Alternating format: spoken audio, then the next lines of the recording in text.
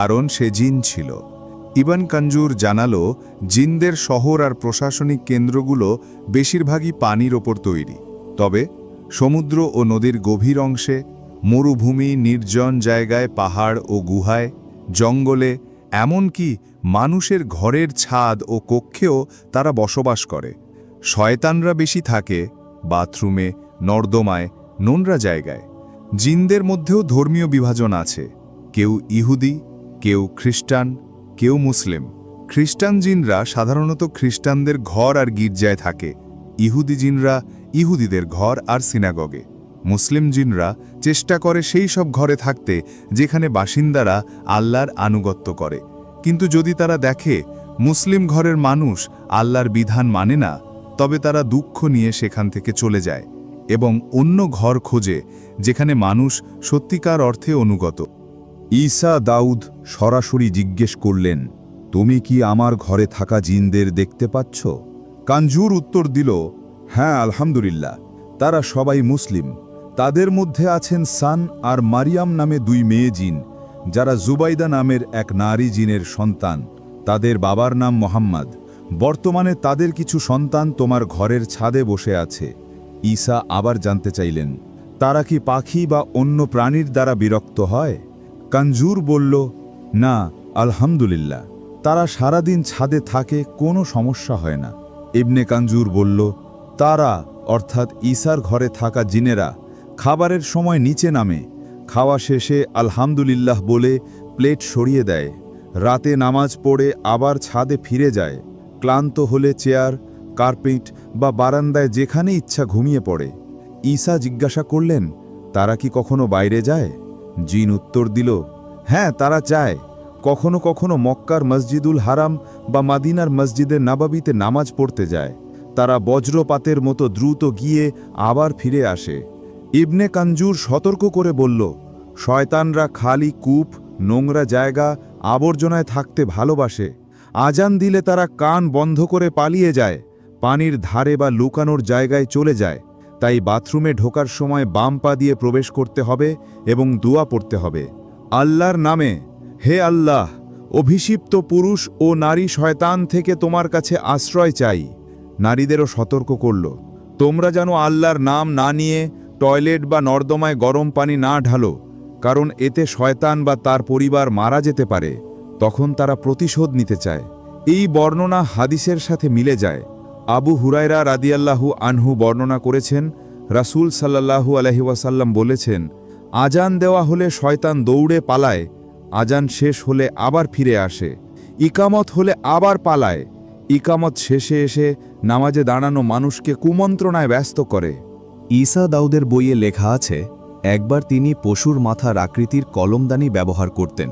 তার মুসলিম জিন বন্ধু সেটা দেখে বলল, তাড়াতাড়ি এর মাথা কেটে দাও বা এমনভাবে বদলাও যাতে মাথার মতো না লাগে। ঈসা অবাক হয়ে জিজ্ঞেস করলেন, কেন? জিন উত্তর দিল, আমি দেখেছি এর ওপর এক দুষ্টু জিন বসে আছে। যখন তুমি এর মাথা ঢেকে দিলে তখন সে সরে গেল। সে আরও বলল, জীবিত প্রাণীর ছবি ও মূর্তি ফেরেশতাদের ঘরে প্রবেশে বাধা দেয়। এগুলো শয়তানদের আকৃষ্ট করে, তাই ছবি দেয়ালে ঝোলানো বা খোলা রাখা উচিত নয়।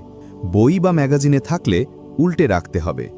রাসূল সাল্লাল্লাহু আলাইহি ওয়াসাল্লামের হাদিসে আছে, জিবরাইল আলাইহিসসালাম এসেছিলেন, কিন্তু ঘরে ছবি, কুকুর ও মূর্তি থাকায় ঢোকেননি। ঈসা জিজ্ঞেস করলেন, তুমি বলেছিলে মূর্তিতে জিনদের টানে, এটা কি শুধু উপমা?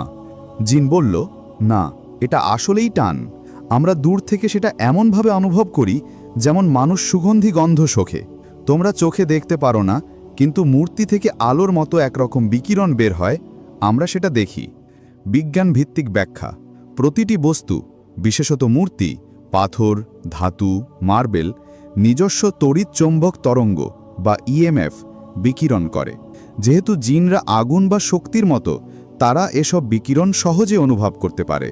যেমন হাঙর পানির ভিতর বৈদ্যুতিক তরঙ্গ টের পায়, তেমনভাবেই জিন মূর্তির বিকিরণ টের পায়। রাসূল সাল্লাল্লাহু আলাইহি ওয়াসাল্লাম যখন মক্কা বিজয়ের পর মূর্তি ভাঙতে বলেছিলেন, তখনও এর পিছনে এই রহস্যময় বাস্তবতা লুকিয়ে আছে। জিনদের জীবন মানুষের মতোই, ভালোবাসা, ঘৃণা, শান্তি, দ্বন্দ্ব, পরিবার ও সমাজের ভিন্নতা আছে। গর্ভকাল মানুষের চেয়ে বেশি, প্রায় 15 মাস। সাধারণত একসাথে 7 থেকে 9টি সন্তান জন্ম দেয়, কখনো 12টিও হতে পারে। মানুষ ও জিনের বিয়ে সম্ভব নয়। কোরআনে বলা হয়েছে, তোমাদের জন্য তোমাদের মধ্য থেকেই সঙ্গী সৃষ্টি করেছি, অর্থাৎ মানুষ মানুষের জন্য, জিন জিনের জন্য। ইবনে টাইমিয়া বলেছেন, জিন যদি মানুষের রূপ নেয় তাহলে বিয়ে হতে পারে, কিন্তু সন্তান হওয়া অসম্ভব। দুজনের গঠন সম্পূর্ণ ভিন্ন। এই অধ্যায় শেষ করার আগে আমি একটি চমকপ্রদ কাহিনী শেয়ার করতে চাই, যা প্রকাশিত হয়েছিল সোমবার ২৬ মার্চ ১৯৭৯ সালে। যদিও এই ঘটনার সত্যতা অনিশ্চিত, তবে যদি এটি সত্য হয় তবে তা জোরালো প্রমাণ হতে পারে যে জিন আসলে এক উচ্চতর মাত্রার সত্তা, যাদের জ্ঞান অনেক ক্ষেত্রেই মানুষের চেয়ে অনেক এগিয়ে। ঘটনার সাল ২৬ মার্চ ১৯৭৯। কুয়েতের দৈনিক আল কাবাসে প্রকাশিত হয়েছিল এক নারীর কাহিনী। নাম মিসেস সামামা ওয়াদি, বয়স ৫৭ বছর, কায়রোর ম্যানিয়াল অঞ্চলের বাসিন্দা। রোগ ক্যান্সার, যেটা পাকস্থলী ও লিভারে ছড়িয়ে পড়েছিল। ডাক্তাররা বললেন অপারেশন সম্ভব নয়, মৃত্যুর অপেক্ষা ছাড়া উপায় নেই। প্রতিবেশী এক মুসলিম তাকে কোরআনের আয়াত পাঠ করতে পরামর্শ দেন। তিনি কোরআনের তেলাওয়াত শুনতে শুরু করলেন। ১৯৭৮ সালের নভেম্বর মাসের এক রাতে তিনি স্বামীকে বললেন, ভালো সুগন্ধি আনো, আমাকে পুরো শরীরে লাগিয়ে দাও, আলো নিভিয়ে দাও, আমি অন্ধকারে থাকতে চাই। পরদিন সকালে স্বামী দরজা খুলে দেখলেন স্ত্রী অচেতন, শরীরে ব্যান্ডেজ বাঁধা। ডাক্তাররা পরীক্ষা করে বললেন পাকস্থলী ও লিভারের ক্যান্সার সম্পূর্ণ নেই। মনে হলো অপারেশন হয়েছে, কিন্তু সেটা অত্যন্ত সূক্ষ্ম ও অদৃশ্য কোনো হাত দিয়ে। নারী পরে জানালেন তিনি ঘুমের মধ্যে অনুভব করেছিলেন অদৃশ্য সত্তারা তার শরীর কেটে অসুস্থ অংশ সরাচ্ছে। কোনো ব্যথা পাননি। ধারণা করা হয় মুসলিম জিনেরা উন্নত চিকিৎসাবিদ্যায় দক্ষ হয়ে তাকে সারিয়ে তুলেছিল। ইবনে কানজুর একসময় ঈসাকে বলেছিল তার বাবা তাকে শয়তানকে দেখতে নিয়ে গিয়েছিলেন। শয়তান কেমন দেখতে, তার রাজ্যে সে কিভাবে কাজ করে আর মানুষের জগতে সে কিভাবে প্রভাব ফেলে, এসবই আমি তোমাকে বলবো ইনশাআল্লাহ পরের অংশে।